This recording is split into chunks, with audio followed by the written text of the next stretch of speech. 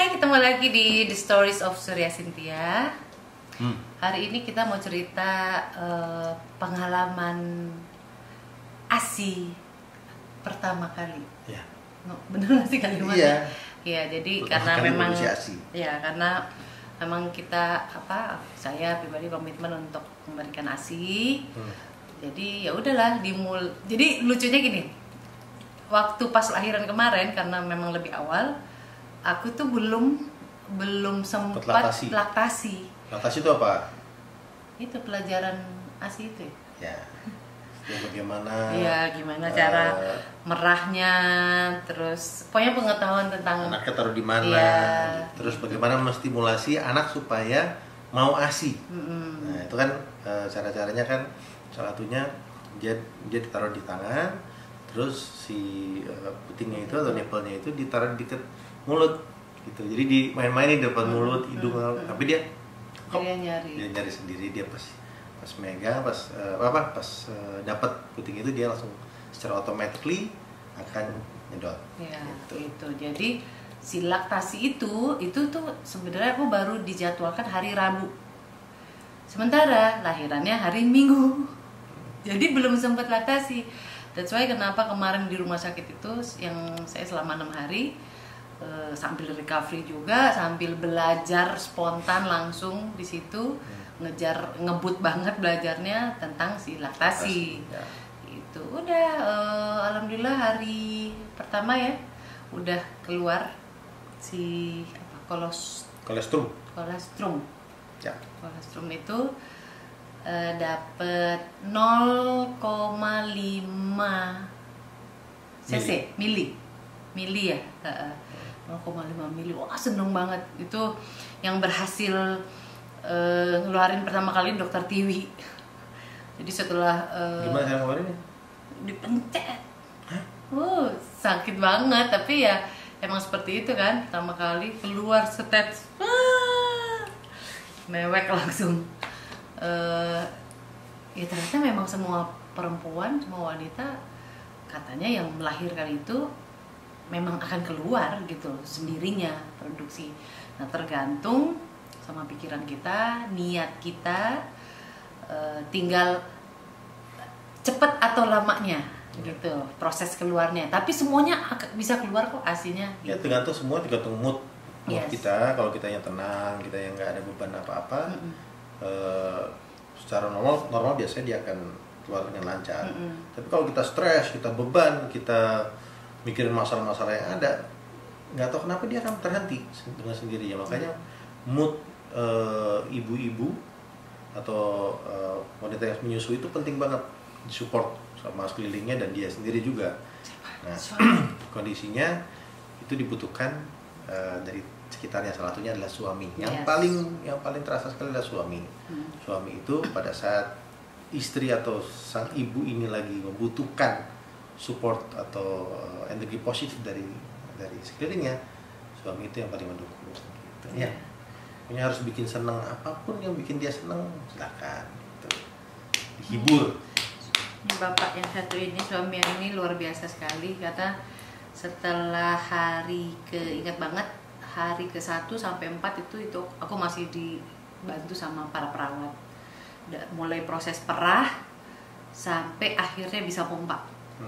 Sampai yang perah tuh kan, pokoknya segala rasanya enak banget deh, sakit ya.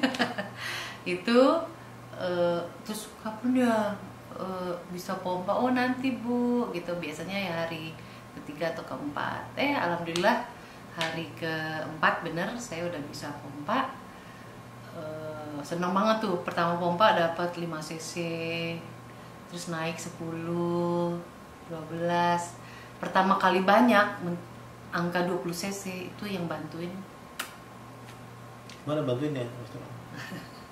Pokoknya ingat banget malam itu aku nggak mau pakai suster, ya suster mau sendiri, dibantu sama suster Surya. Suster.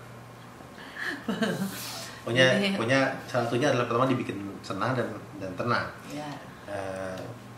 Hal yang berikutnya adalah pijit mulai dari sini, punggung sama yang ke depan, daerah payudara juga dipijit dengan energi sayang, energi cinta kalau kata dokter ya. Ada 2 hormon ya. Hormon cinta katanya. Jadi saya Sitosin sama hormon cinta itu. Jadi sayang, terus kadang-kadang ya diajak ngobrol juga boleh kalau mau ya. Ayo sayang yuk, gitu. Dan alhamdulillah lebih waktu itu dari 20 ya. Iya. Udah 20 cc lah waktu itu, 20 lebih. Itu pertama kali udah. Jadi pas hari ke-6 saya pede pulang ke rumah karena udah bisa pompa. Nah, yang serunya malam itu kami mencoba alat baru ya. Yang sebelumnya belum pernah dicobain, jadi belum buka dusnya lah ibaratnya.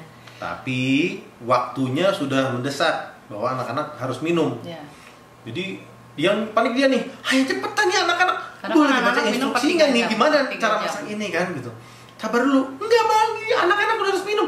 Ini gimana? Dia untung dulu waktu kecil senang main Lego ya, jadi tak, jadi nih, gitu. Iya, jadi pas tapi waktunya sempit, cuma kekumpul 9 cc waktu itu. Itu balik lagi apa? Pikiran tadi. Iya, karena panik kan. Ya itu pokoknya ASI itu ternyata sangat berhubungan dengan moodnya Mood dan ibu. istirahat juga, Iya, istirahat. tidur juga.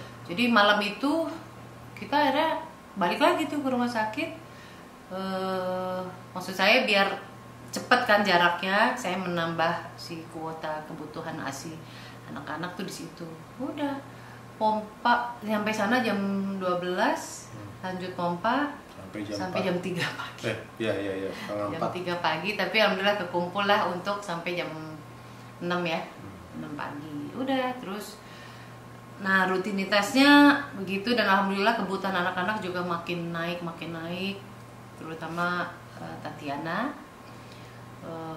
Udah, terus sempat ada satu hari saya mengalami apa tuh? TB plus enggak ya? Bukan ya. Tapi pokoknya mood saya jelek banget dan emosional sekali. Karena gini, satu sisi seorang ibu kan senang ya ketika tahu kebutuhan ASI anak-anaknya nambah dan itu per hari loh. Per hari itu bisa di jam 6 misalnya dia 20 cc, kemudian jam 9-nya ketika tolerir lambung dan ususnya dia bagus, dosis segitu naik lagi gitu. Jadi bisa nambahnya cepat. Saya menanggapinya senang di luarnya ya, alhamdulillah anak-anak. Tapi ternyata di alam bawah sadar saya terjadi kepanikan tanpa saya sadari bahwa apakah cukup ya, terus kuotanya gimana ya anak-anak karena makin tambah. Sementara saya pada waktu itu hanya bisa 1 sampai 1,5 jam tuh dapatnya 45 cc. Tadinya kan kalau kuotanya masih dikit 45 misalnya bisa untuk 3 kali minum ya, maka masih tenang. Begitu naik 45 tuh kan cuma untuk 1 kali minum misalnya gitu, atau 2 kali. Nah berarti kan gimana tuh harus kali berapanya kan dalam 1 hari. Pola pikir yang saya terapkan pada waktu itu sempat salah banget, karena dengan meningkatnya kebutuhan anak-anak saya gini, 1 jam misalnya berarti aku harus bisa 60 cc, harus ya 60 cc. Itu salah banget. ASI tidak boleh ditargetin mau dapat berapa. Emang bisa jenis tombol aku mau 60 cc, nggak bisa. Jadi ternyata ini tips dari Dokter Tiwi juga bahwa dapat berapa saja disyukurin. Dan waktu yang paling pas adalah maksimal 1 jam. Jadi kalau saya sempat kemarin sampai 1,5 jam kan untuk demi ngejar kuota, pengen 60, yang ada boro-boro 60. Pernah 1,5 jam, akhirnya balik lagi ke yang awal-awal cuma dapat 20 cc, tambah stres lagi. Jadi ya itu, ternyata harus lebih ikhlas, dapat berapa aja dan disiplinin. Jadi kita cukup maksimal 1 jam aja, 1 jam. Karena payudara ini juga perlu istirahat, dia nggak boleh stres, nggak boleh kayak trauma atau apa. Pokoknya semua berkaitan sama mood dan hormon si ibunya gitu. Nah akhirnya solusinya apa? Dari Dokter Tiwi juga. Dokter Tiwi itu dokter yang sangat pro ASI sekali, tapi akhirnya dia menemukan solusi yang sangat baik menurut saya dan bijak. Akhirnya ada dalam 1-2 hari itu kita akhirnya ambil solusi untuk dibantu dengan tambahan sufor. Jujur, aku awal-awal itu keberatan karena pengennya idealnya ASI eksklusif. ASI, pokoknya ASI. Pokoknya tanya deh sama semua ibu yang pengen ASI eksklusif, kayaknya jangan sampai gitu ya anak kita kecampur sama sufor gitu karena pengennya ASI aja. Idealnya begitu, idealis kesannya. Tapi jadinya kan kayaknya kesannya ego ibunya ya. Padahal kondisi-kondisi tertentu kita harus bisa fleksibel. Seperti contoh di kemarin, permasalahan kemarin adalah ketika kuota kebutuhan anak-anak meningkat dan kemampuan saya belum sanggup karena baru hari ke 6 ke 7 ya menyusui. Ya jangan dipaksakan, ketika dipaksakan tidak natural, yang ada malah menyiksa ibunya, itu malah merusak sistemnya, malah tidak tambah bagus gitu. Jadi dokter Tiwi menyarankan, udah Cynthia tidak boleh stres, kita ada solusi, kita pakai sufor untuk menutup kuotanya si kakak terutama. Tapi untuk yang Bima saya tetap bisa handle karena secara jumlah masih bisa. Pokoknya kamu dapat berapa aja, nanti kita bagi, kita atur gitu. Jadi jangan kamu mematokkan harus sekian gitu. Udah 1 hari sempat dikasih area sufor karena memang sufornya juga dipilih yang bagus dan untuk menaikkan berat badan juga karena anak-anak prematur kan dengan berat badan agak sedikit kurang. Ternyata begitu solusi itu didapat dan saya lebih lega, tidak ada beban untuk maksudnya saya mematokkan harus dapat sekian cc gitu. Malah cepat sejak akhirnya dibikin solusi begitu, alhamdulillah malah kembali lagi dia natural dan banyak. Jadi setengah jam yang tadinya jumlah cc sekian saya harus 1 jam atau 1,5 jam, ini setengah jam bisa. Aduh subhanallah, luar biasa tuh. Ya ternyata seperti itu. Jadi memang hikmahnya, pelajarannya adalah ASI itu yaitu kita mesti ikhlas, mood juga harus tenang, moodnya tenang, happy. Yes. Ya. Dan kalau sampai yang tadi saya sempat ambil juga jalan keluar dibantu sufor, tidak apa-apa gitu, karena seperti dokter Tiwi bilang, sufor memang ASI adalah nomor 1. Tidak ada yang bisa nyamain komposisi yang Allah bikin dengan sempurna di dalam ASI. Itu the best. Tapi sufor itu bukan racun. Gitu. Jadi dia juga bermanfaat baik ketika di situasi tertentu memang dia dibutuhkan.